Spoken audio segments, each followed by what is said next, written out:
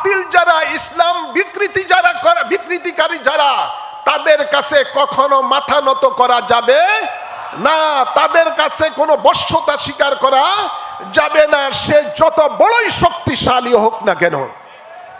এটা মাওলা ইমাম হুসাইন আমাদেরকে শিক্ষা দান করেছেন কারবালা জমিনের মধ্যে। ভাইয়েরা আমার, গভীর খেয়াল করে শুনুন, আল্লাহ কোরআনে বলেন, যারা আমার কাছে জান মাল বিক্রি করে দিয়েছেন ওনাদের কাজ হলো ইউকাতিলুনা ফি সাবিলি, তারা আমি আল্লাহর রাহে জিহাদ করে।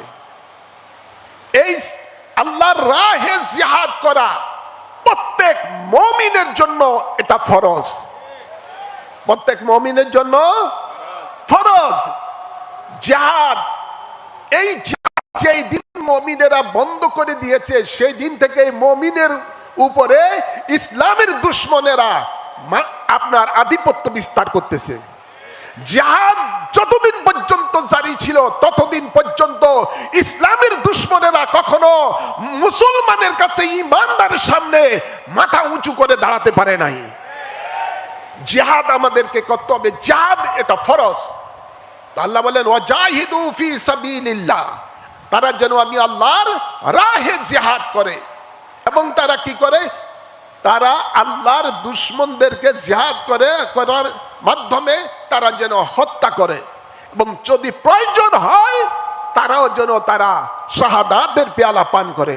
আওলাদে রাসূল ইমাম হুসাইন আমাদেরকে এটাই শিক্ষা দিয়ে গেছেন, বাতিল যত বড়ই হোক না কেন, 22,000 বাতিল একদিকে আর মাত্র 82 জন হকপন্থী জান্নাতি সরদারের সঙ্গী হয়ে আরেক পাশে রয়েছে। এই 22,000-এর মধ্যে 3,000 মুফতি। কত হাজার? 3,000 মুফতি আর 7,000 হাফেজে কোরআন।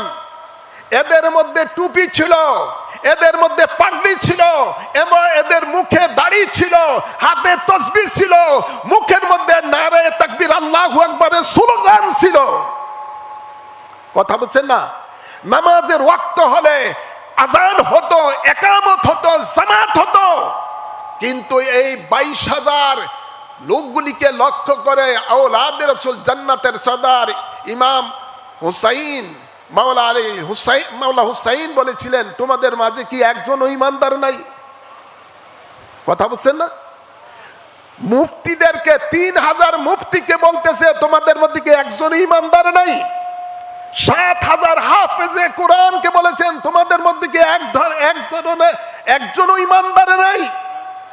এবং এই 22,000 মুসল্লিদেরকে বলেছিলেন লক্ষ্য করে, তোমাদের মধ্যে কি একজনও ঈমানদার নাই? সুতরাং বুঝতে হবে এটাই, হাফেজে কোরআন হলে ঈমানদার হওয়া যায় না, মুফতি হলে ঈমানদার হওয়া যায় না, মুহাদ্দিস হলে ঈমানদার হওয়া যায় না, বড় বড় ডক্টর নাম ধারণ করলে ঈমানদার হওয়া যায় না। ঈমানদার হলো কি? শুনুন, ঈমানদার হলো রাসূল পাক সাল্লাল্লাহু আলাইহি সাল্লাম বলেছিলেন, মান আহাব্বাহুমা ফাকাদ আহাব্বানি। আমার হাসান হুসাইনকে যারা মহব্বত করেছে তারা যেন আমি রাসূলকে মহব্বত করলো। আর রাসূল বলেন, মান জাআলা ঈমান আলিমাল্লাহ মুহাব্বাত লাহু, যার অন্তরে আমার মহব্বত নাই তার ঈমান নাই। তাহলে ঈমান হলো রাসূল পাকের মহব্বত, আর রাসূল পাকের মহব্বত পেতে হলে আলে রাসূলের মহব্বত আগে অর্জন করতে হবে। আলে রাসূলের মহব্বত যার অন্তরে আছে সেই হলো ঈমানদার। সুতরাং টুপি, দাড়ি, নামাজ, রোজা এগুলো আমল, এগুলো কোনো ঈমানের চিহ্ন নয়।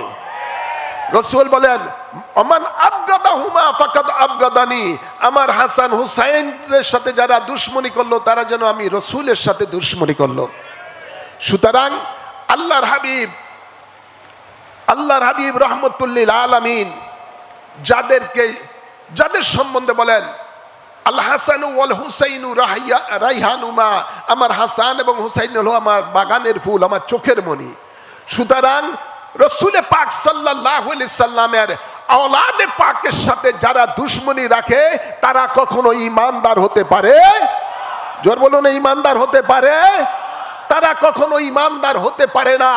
আজকে আমরা দেখতে পাই এক ওয়াহাবি দরবারের পীর বলতেছে এজিদ বলো ভালো মানুষ ছিল, সে একেবারে হাফেজে কোরআন ছিল, তাহাজ্জুদ গুজার ছিল, ইত্যাদি ইত্যাদি।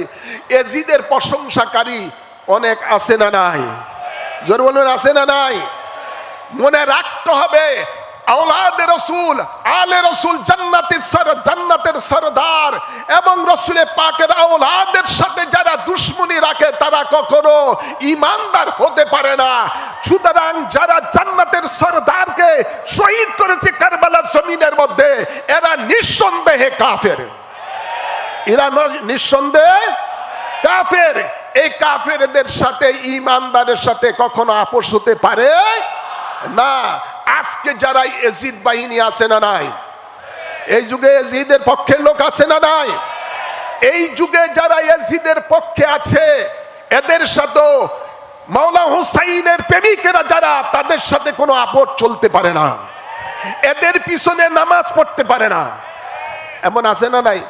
আমাদের দেশে অনেকে আছেন, দেখবেন মসজিদে হাইয়া আলাস সালাহ বললে আওয়াজ শুনলে দৌড় দিয়ে চলে যায় ইমামের পিছনে নামাজ পড়ার জন্য, জামাত ধরার জন্য।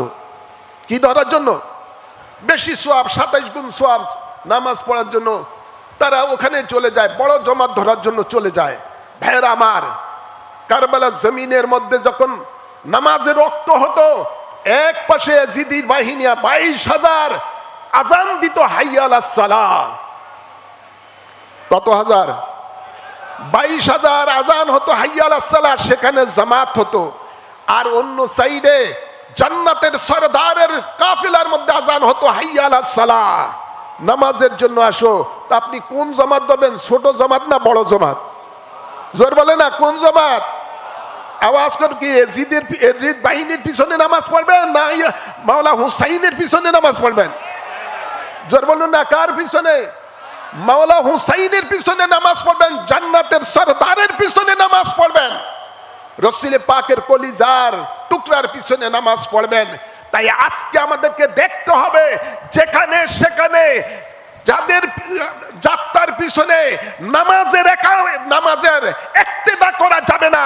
আগে যাচাই বাছাই করতে হবে, এটা কি মাওলা হুসাইনের পক্ষের লোক না ইয়াজিদের পক্ষের লোক। যাচাই বাছাই করার পরে ইক্তেদাই তো বিহাজাল ইমাম করবেন। কথা বলছেন না? যাচাই বাছাই করতে হবে। আমরা ইমানের ব্যাপারে সচেতন না, যার তার পিছনে আমরা নামাজ পড়ে ফেলি। এদের সাথে আত্মীয়তা করা যাবে না, এদেরকে সালাম দেওয়া যাবে না, এদের রাজনীতিও করা যাবে না। এদের সাথে মাওলা হুসাইনের পক্ষে যারা আছেন, আলে রাসূলের পক্ষে যারা আছেন, আমাদের সকলকে ঐক্যবদ্ধ হতে হবে। ঐক্যবদ্ধ হয়ে আমাদেরকে তাদের বিরুদ্ধে আমাদেরকে জিহাদ করতে হবে। হয় তলোয়ারের জিহাদ, না হয় মুখের জবানের জিহাদ। যদি না করেন, আল্লাহর হাবিব ঘোষণা দিয়েছেন, আস-সাকিতু আনিল হক্কে শায়তানিন আখরাস। যদি এদের বিরুদ্ধে কথা না বলেন, চুপ থাকেন, তাহলে নবী বলেন এটা হলো গুঙ্গা শয়তান, বোবা শয়তান। আর যদি এদের বিরুদ্ধে হক কথা বলেন, তাহলে আল্লাহর নবী বলেন এটা হলো আমার উম্মতের জন্য সবচেয়ে বড় জিহাদ। ভাইরা আমার, আমরা যেন সকলে এই মুহররম মাস আসলেই মাওলা হুসাইনের কথা আমাদের স্মরণ হয়, আমরা মাহফিল করি, এটা ভালো। কিন্তু আমাদেরকে এই শুহাদায়ে কেরামের মাহফিল থেকে শপথ নিতে হবে যে যারা ইমাম হুসাইন রাদিয়াল্লাহু তাআলা আনহুর যারা প্রেমিক, মাওলা হুসাইন আলাইহিস সালামের যারা প্রেমিক, আমাদেরকে শপথ নিতে হবে যে আল্লাহর দ্বীনের জন্য যদি প্রয়োজন হয় দেশ থেকে দেশান্তর হতে হবে, যেটা মাওলা হুসাইন করেছেন। আল্লাহর দ্বীনের জন্য যদি প্রয়োজন হয় নিজের দুধের সন্তানকে আল্লাহর রাহে কুরবানি করে দিতে হবে। মাওলা হুসাইন আমাদেরকে শিক্ষা দিয়েছেন যে আল্লাহর দ্বীনের জন্য যদি প্রয়োজন হয় নিজের যুবক সন্তানকে কোরবানি করে দাও, যেমনি ভাবে হযরতে ইমাম আলী আকবরকে কোরবানি করে দিয়েছেন। মাওলা হুসাইন আমাদেরকে শিক্ষা দিয়েছেন, আল্লাহর দ্বীনের জন্য যদি প্রয়োজন হয় যুবক ভাতিজাকে আল্লাহর রাহে কুরবানি করে দাও, যেমনি ভাবে হযরত ইমাম কাসিমকে করেছেন। মাওলা হুসাইন আমাদেরকে শিক্ষা দিয়েছেন, আল্লাহর দ্বীনের জন্য যদি প্রয়োজন হয় নিজের জানকে আল্লাহর রাহে কুরবানি করে দাও, যেমনি ভাবে তিনি নিজে কুরবানি হয়েছেন। তারপরও তাদের সাথে আমাদের বাতিলের সাথে কোনো আপোষ চলবে না। এটাই আমাদের শিক্ষা, কারবালার শিক্ষা।